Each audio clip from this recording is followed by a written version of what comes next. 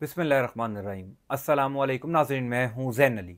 नाज़रीन कराम, 6 अप्रैल है और दिन है हफ्ते का। देखिए, मैं 8 फरवरी के बाद से आपको मुसलसल आगाह कर रहा हूँ कि वो तमाम तर सीटें जो रात के अंधेरे में पाकिस्तान तहरीक-ए-इंसाफ से छीनी गई थी, यानी जो जाली मैंडेट वाली हुकूमत बनाई गई थी, तहरीक-ए-इंसाफ के मैंडेट पर डाका डाला गया था। 8 फरवरी की रात नताइज रोक कर तहरीक-ए-इंसाफ की सीटें नून लीग को जितवाई गई थी। ये तमाम तर सीटें वापस आ जाएंगी। चंद आज़ाद जजेस खड़े हो जाएं, चंद आज़ाद जजेस के सामने ये इलेक्शन के केसेस लग गए तो तहरीक इंसाफ को एक एक करके ये तमाम सीटें वापस मिलना शुरू हो जाएंगी। या अदलिया फैसला कर ले कि उन्होंने अब इंसाफ पर मबनी फैसले करने हैं तो तहरीक इंसाफ की ये तमाम तर सीटें वापस तहरीक इंसाफ को मिल जाएंगी।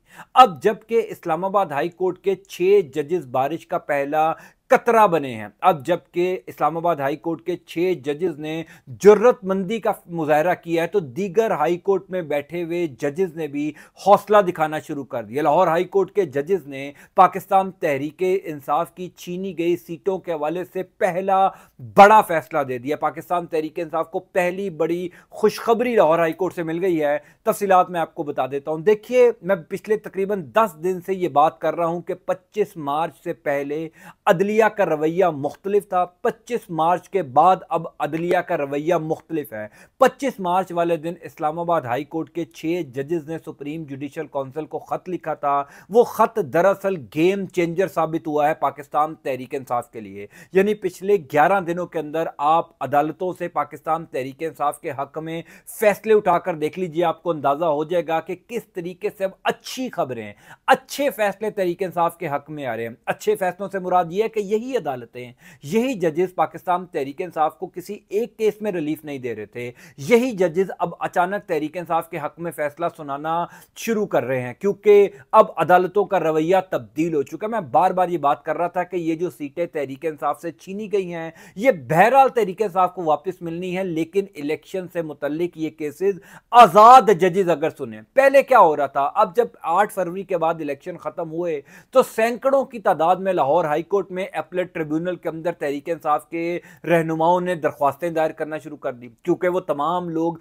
फॉर्म 45 के मुताबिक जीत चुके थे। उन तमाम लोगों को पता था अपीलेट ट्रिब्यूनल हमारा केस सुनेगा, मेरिट पर सुनेगा तो हमें ये सीट वापस मिल जाएगी। हो ये रहा था कि इस मामले को डिले किया जा रहा था, क्योंकि लाहौर हाई कोर्ट ने सिर्फ 2 जजेस को अपीलेट ट्रिब्यूनल के अंदर तैनात किया था। अब 2 जजेस सैकड़ों की तादाद में दरख्वास्तें कैसे सुन सकते थे? और आइन के मुताबिक, कानून के मुताबिक इलेक्शन खत्म होने के 180 दिन के अंदर हर सूरत में अपीलेट ट्रिब्यूनल का फैसला आना चाहिए। यानी 8 फरवरी को इंतखाबात होते हैं, 8 फरवरी के 1 या 2 दिन बाद सैकड़ों की तादाद में मुल्क भर से पाकिस्तान तहरीक इंसाफ के रहनुमाओं ने दरख्वास्तें दायर कर दी कि जनाब हम जीते थे, हमारा मुखालिफ उम्मीदवार हारा था। अब 180 दिन के अंदर अपीलेट ट्रिब्यूनल ने डिसाइड करना था, लेकिन वहां पर सिर्फ 2 जजेस मौजूद थे और बार बार लाहौर हाई कोर्ट की जानिब से कहा जा रहा था कि जनाब क्योंकि हमारे पास जजेस नहीं है लिहाजा हम आपके ये केसेस नहीं सुन सकते। असल मामला यह था कि अदालतों का रवैया तब्दील नहीं हुआ था। असल मामला यह था कि तहरीक इंसाफ को रिलीफ नहीं देना था। अब जबकि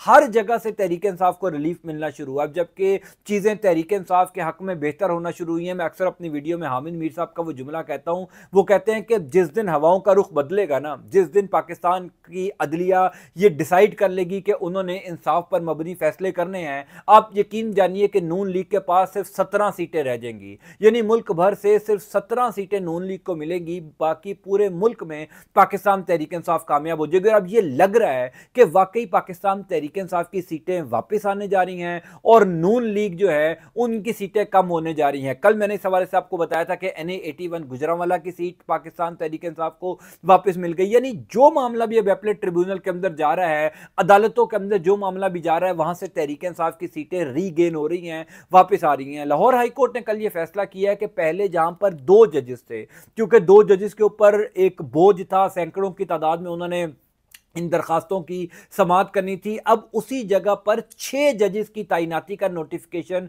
कल लाहौर हाई कोर्ट ने जारी कर दिया। ये एक बड़ी इंपॉर्टेंट डेवलपमेंट है। वो इस वजह से है क्योंकि अब तकरीबन 100 दिन गुजर चुके हैं। यानी 8 फरवरी को इलेक्शन होता है, फरवरी का महीना, मार्च का महीना, अप्रैल का महीना तकरीबन शुरू हो चुका है, तो 60-70 दिन गुजर चुके हैं इंतखाबात को, पीछे चंद दिन रह गए हैं। यानी 180 दिनों से पहले हर सूरत में इलेक्शन कमीशन ऑफ पाकिस्तान ने हर उम्मीदवार उम्मीदवार की कामयाबी का नोटिफिकेशन निकालना है। अब जब तक अपीलेट ट्रिब्यूनल फैसला ही नहीं करेगा तो इलेक्शन कमीशन कैसे उसकी कामयाबी का नोटिफिकेशन निकालेगा? और अगर यह मान लिया जाए कि 180 दिन के अंदर कोई फैसला नहीं हो पाता तो जो बंदा फॉर्म 47 के मुताबिक जीता हुआ है उसका नोटिफिकेशन निकालकर उसकी जीत बरकरार रखी जाएगी। तो यह पहला बड़ा फैसला पाकिस्तान तहरीक इंसाफ के हक में हुआ।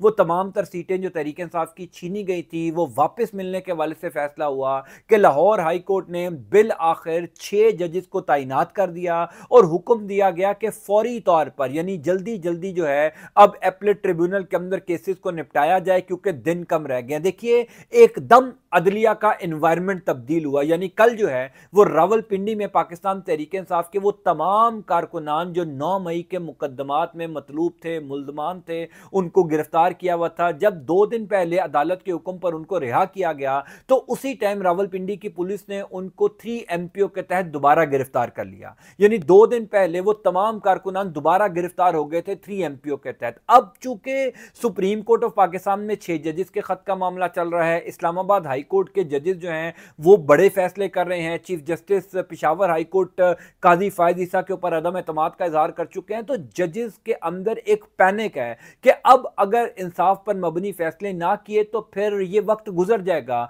और वक्त जब गुजर जाता है तो फिर किसी के कंट्रोल में नहीं रहता। इसी वजह से अब चीजें पाकिस्तान तहरीक इंसाफ के हक में बेहतर होना शुरू हुई। तो कल इस्लामाबाद हाई कोर्ट ने रावलपिंडी पुलिस को कहा कि आपने किस कानून के तहत इन तमाम गिरफ्तार रहनुमाओं को या कारकुनान को 3 MPO के तहत जो है वो दोबारा गिरफ्तार किया। कल के कल ही रावलपिंडी पुलिस ने उन तमाम कारकुनान को दोबारा रिहा कर दिया। यानी उनकी जो 3 MPO के तहत नजरबंदी या गिरफ्तारी का नोटिफिकेशन था उसको कलअदम किया और तमाम कारकुनान को रिहा कर दिया। पिछले 9-10 महीनों के अंदर जिस तरीके से आईन और कानून की धज्जियां उड़ाई गई हैं ना, ये इसी सूरत में ठीक हो सकती थी जब कुछ जजेस खड़े हो जाएं, जब कुछ जजेस फैसला कर लें कि अब हमने नाइंसाफी नहीं होने देनी। वरना आपने देखा कि 9 मई के बाद कैसे कैसे फैसलों को रोंदा गया, कैसे कैसे हाई कोर्ट के अहकामात को हवा में उड़ाया गया। यानी पुलिस अफसरान जो हैं वो हाई कोर्ट के जज से ज्यादा ताकतवर बने हुए थे। जिस दिन ये मामला खुलेगा ना कि IG इस्लामाबाद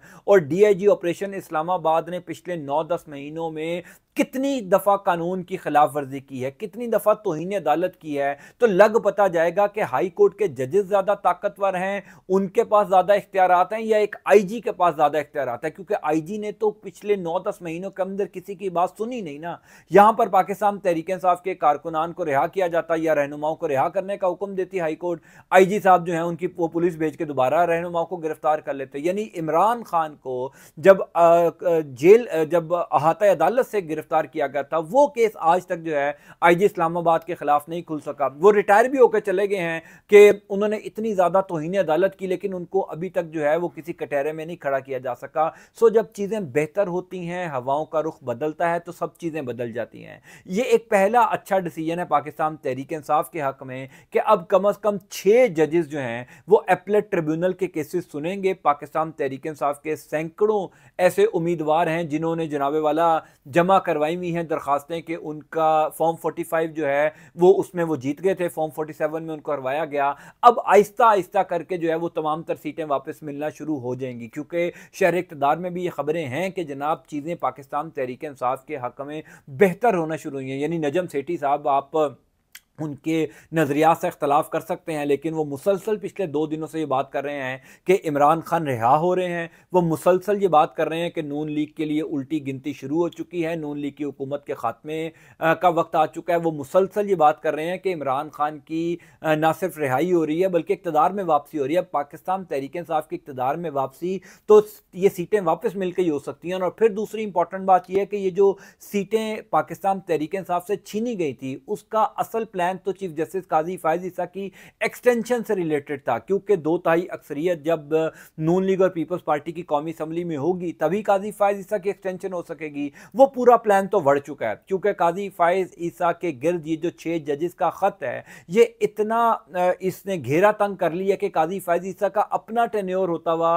पूरा मुश्किल नजर आ रहा है। तो एक्सटेंशन तो छोड़ ही दीजिए ना। लिहाजा जब काजी साहब की एक्सटेंशन ही नहीं होनी तो फिर नून लीग और पीपल्स पार्टी को 2/3 अक्सरियत देकर भी कोई फायदा पैदा नहीं है, इसी वजह से अब वो तमाम सीटें पाकिस्तान तहरीक-ए-इंसाफ को वापस मिलती जा रही हैं। फिर एक तरफ तहरीक-ए-इंसाफ का प्रेशर भी बहुत ज़्यादा है। इमरान खान मुसलसल जेल से ये बात कर रहे हैं कि मैं किसी सूरत 1 इंच पीछे नहीं हटूंगा। यानी मेरी इत्तला के मुताबिक इमरान खान को पिछले 1 डेढ़ हफ्ते के अंदर जितने भी पैगामात भेजे गए हैं, 1 हैं, 5 हैं, 10 हैं, जितने भी मुख्तलिफ ज़राए से पैगामात भेजे गए, इमरान खान ने एक ही नुक्ता उठाया कि मुझे मेरी सीटें वापस दे दें, मुझे मेरा मैंडेट वापस दे दें, जितनी सीटें मेरी चुराई गई हैं मैं बातचीत करने के लिए तैयार हूं। और बिल्कुल ठीक है, इमरान खान की तो कोई लड़ाई नहीं है। वो तो ये कहते हैं कि जो मेरे साथ नाइंसाफी हुई है, जो मेरी सीटें छीनी गई हैं, मेरे लोगों को हरवाया गया है, उनको वो सीटें वापस दे दें, तमाम तर चीज़ें क्लियर हो जाएंगी। अब ये लग रहा है कि जजेस में थोड़ा सा हौसला आया है, थोड़े से फैसले देना आज़ादाना तौर पर जजेस ने शुरू किया, जो बहरहाल बड़ी खुशाइन बात है। मैं अक्सर ये बात करता हूं